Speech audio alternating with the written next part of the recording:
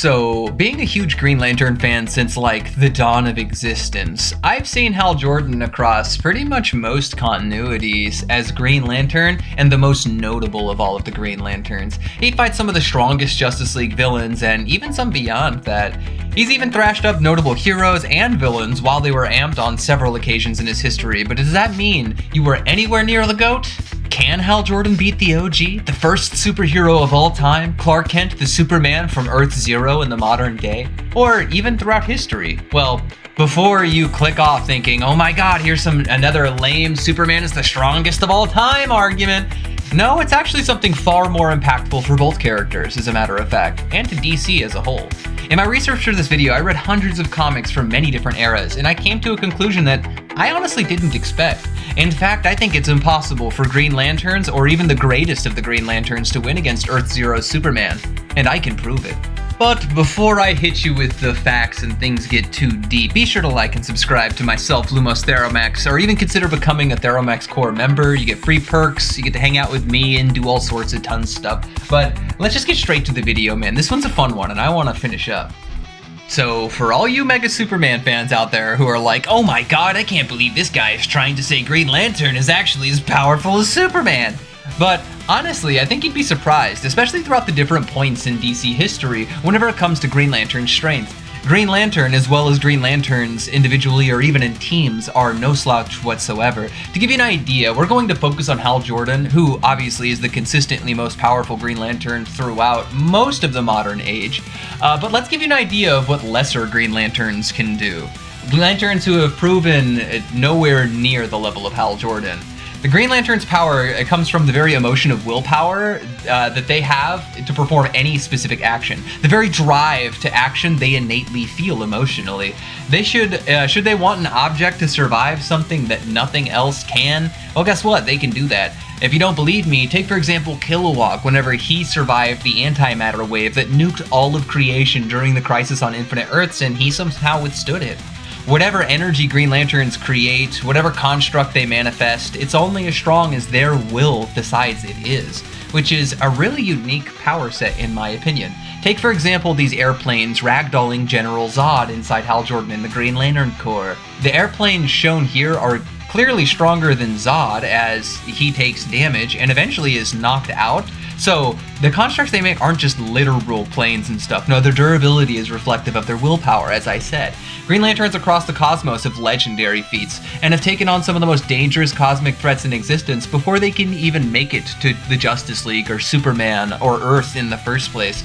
Stronger, notable Green Lanterns can attack and harm amped cyborg Superman with several lantern rings, and in larger groups they can tank an explosion via a construct that was going to destroy the universe itself, and even manage to fry the armor of the Anti-Monitor, kind of unhinged. They also have great scaling to other factions seen as equivocal to the League or like League members on several occasions, such as like the Manhunters, the Dark Stars, New Gods, I mean armies of Apocalypse. Like we've got a lot going on for them. But the stronger Green Lanterns are kind of on another level with decent chain scaling, as Hal has tangoed with amped versions of Superman villains on several occasions, especially in Post-Crisis and beyond, and fares extremely well.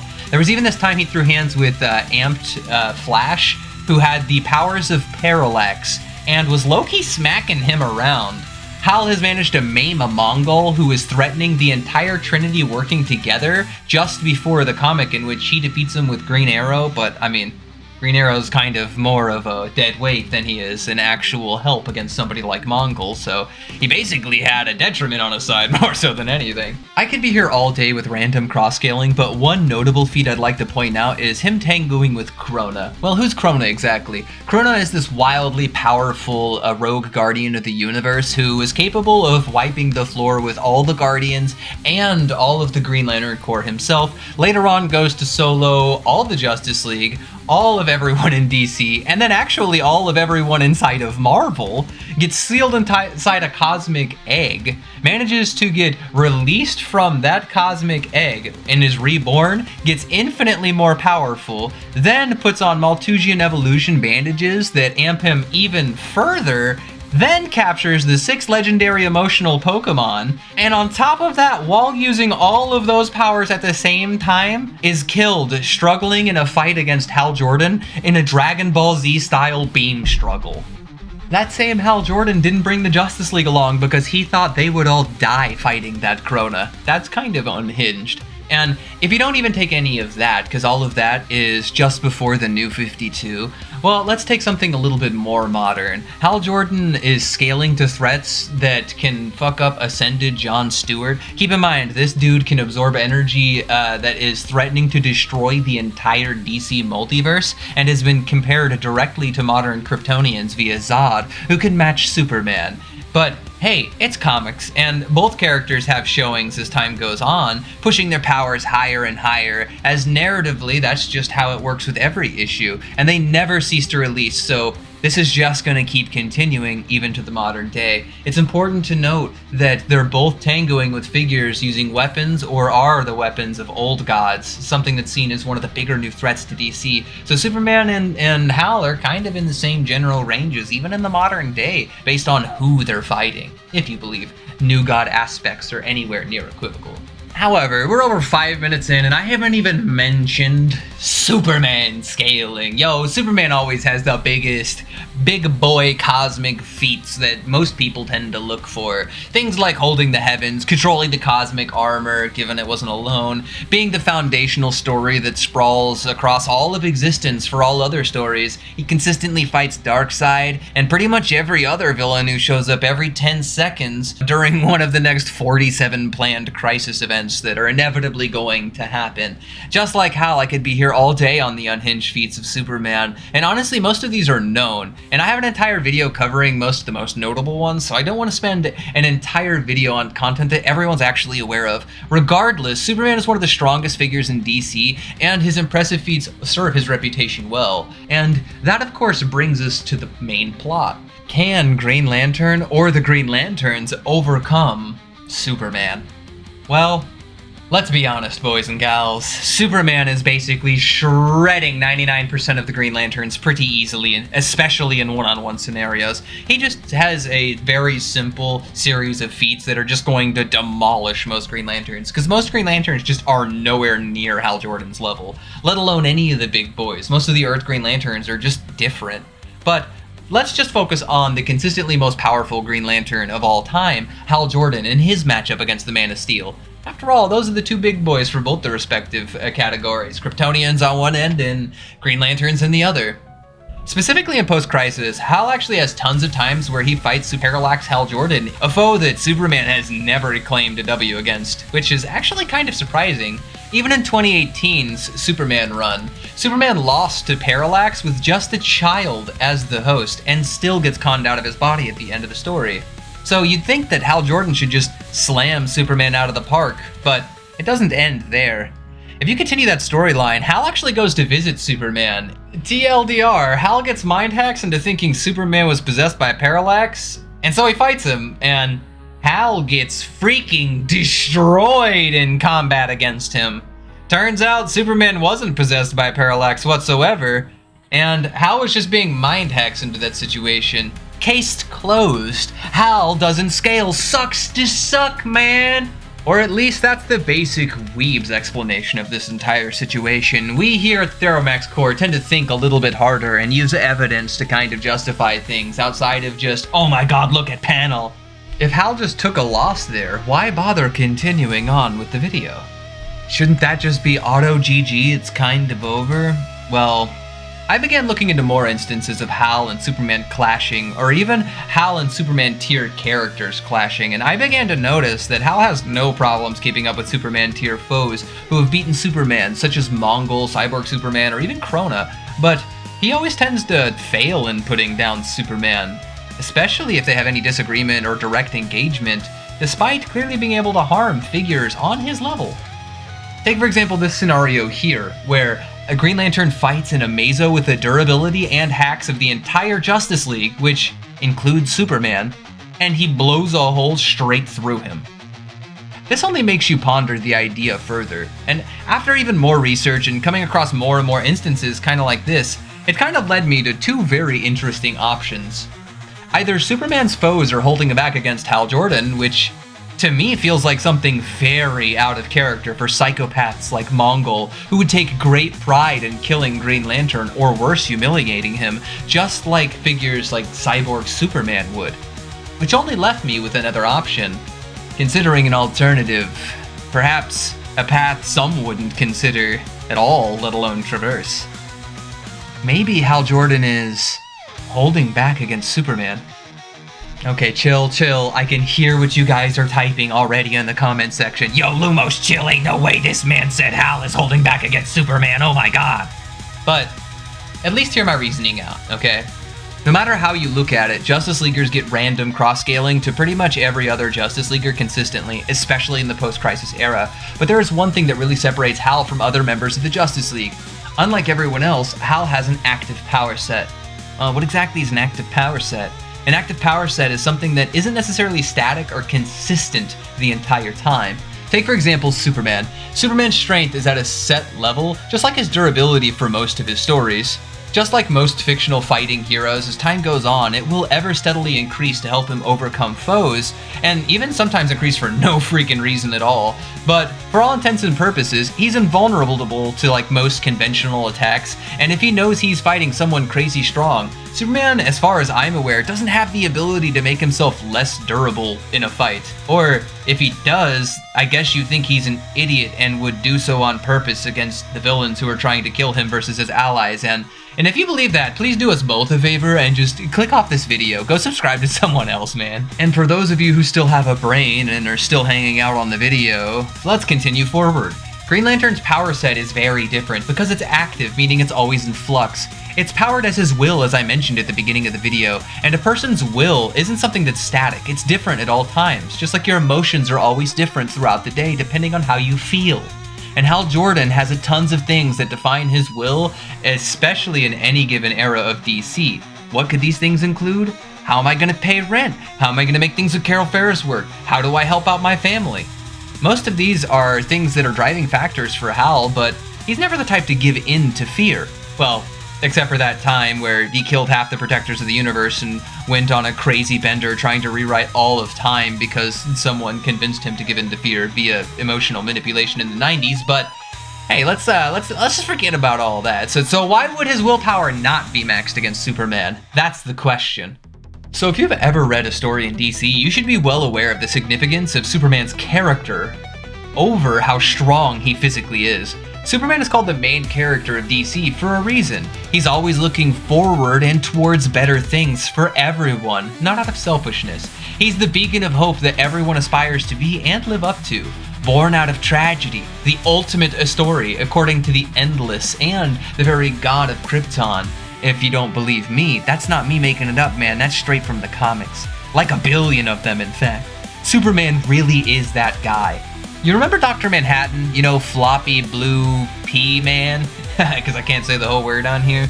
That man said Superman was the North Star of the metaverse, here to guide everyone and everything towards peace and prosperity. This cosmic being looks at Superman and basically calls him DC Comics Jesus. And this dude is capable of destroying the entire multiverse and still gets talk no jutsu'd by Superman so hard in like 2 sentences, man. He convinces Dr. Manhattan to save and reset the entire multiverse back to the way it was, despite him having almost no interest in genuinely doing so. Only Swamp Thing has talk no jutsu on this level, but honestly that's an entirely different video. But what does any of this mean for a fight with Hal Jordan? After all, emotions don't care about cosmology or power sets or anything outside of what the host is feeling, right? So I guess the question is, what does Superman mean to Hal Jordan if his attacks are dependent on his emotions? And his relationship with Superman can define those things. It's something you don't really get to see in a lot of history for Hal Jordan, especially in the modern age, but most of the time, Hal isn't around very long in anyone's life to get a solid foothold. But unlike other characters, Hal's history wasn't rebooted in the New 52 like pretty much everyone besides Batman. And Hal remembers moments of times with he and Clark, not as Green Lantern and Superman, because believe it or not, he had met Clark when he was running around as Superboy on occasion, and even Clark in person. Hal actually taught Clark to surf before parting ways, and they bumped into each other here and there. However, over the years, both these figures had met each other, become fully fledged heroes, and they had gained each other's respect. In fact, it was Superman who even convinced Avon Sewer to let Hal Jordan have his ring, because Superman saw Hal Jordan as such a good person, and that relationship was such a solid thing in their years as the Justice League really began to solidify. Superman proved to Hal Jordan to be a moral character worthy of leading pretty much everyone in the Justice League, as well as Hal Jordan. A respect for the two was something that was foundational, so much so that Superman was one of the only people who tried to rehabilitate and help Hal Jordan during and after his descent into madness as Parallax in the destruction of Coast City, despite all the horrible things Batman said about him, claiming he was irredeemable. There's lots of comics discussing the relationship between these two, but there's none as revealing as the time they met inside Hal Jordan and the Green Lantern Corps. It's during the aftermath of the battle I had mentioned before, the one where Hal fights Superman and he thinks he's possessed by Parallax. The dialogue here is honestly pretty damning. Hal, fighting Superman, genuinely says, "He is the best of us." That of all people in the Justice League or even on Earth, he can't stand to see him corrupted. This is further drawn upon when Hal is considering murder and talks to Superman about it specifically. Hal respects Superman more than anything, more than anyone. But respect doesn't make Green Lanterns weaker, says somebody typing in the comments right now. It does not, my witty viewer, but it does grant us context, and context in comic books is king. If you remember exactly what I had said prior about willpower that powers his attacks and durability as well, so what happens if Hal doesn't want to attack someone? Even worse, what happens if Hal is afraid to attack someone he respects? Hal Jordan has always gone full 100% attack mode on any foes that were worthy of punishment. I mean, here's a scan of him legitimately just laying waste to a yellow lantern with a rocket launcher without shame, and has even risen to heights that he didn't know possible and placed up against foes that people said he couldn't defeat. Take for example that fight with Krona. Hal Jordan becomes strong enough to defeat that god simply because he has the drive to take down someone wrong, someone evil, someone malicious. But he can't do that with Superman. Not again. Well, if you were listening before, you'd have known that Parallax Hal Jordan had beaten Superman half to death and destroyed the entire multiverse at one point in time. He even states in that comic he's strong enough to kill Superman. However, despite his madness, he chose not to kill Superman. Why? Well, my argument is that even at a low ball, Hal is afraid to hurt Superman because he respects him more than anything. Fear is the very weakness to willpower, the opposite, the antithesis. It in nature works against willpower, making his very attacks weaker, his durability less, and his energy beams even less powerful. The very active power set that Hal Jordan has allows him to fight insanely godlike characters who can lay waste to his allies, but when he comes up against those very same allies, it doesn't allow him to fight them at all, because he's afraid to harm them. After all, he's seen what his power set can do when he does let loose, and it wasn't pretty. I can't help but wonder if this is some sort of built-in mechanic for the Green Lanterns, designed by the masters of the Green Lantern Corps, the Guardians of the Universe. Maybe a keen tactic they could use against rogue Green Lanterns of their order by sending their very friends against them.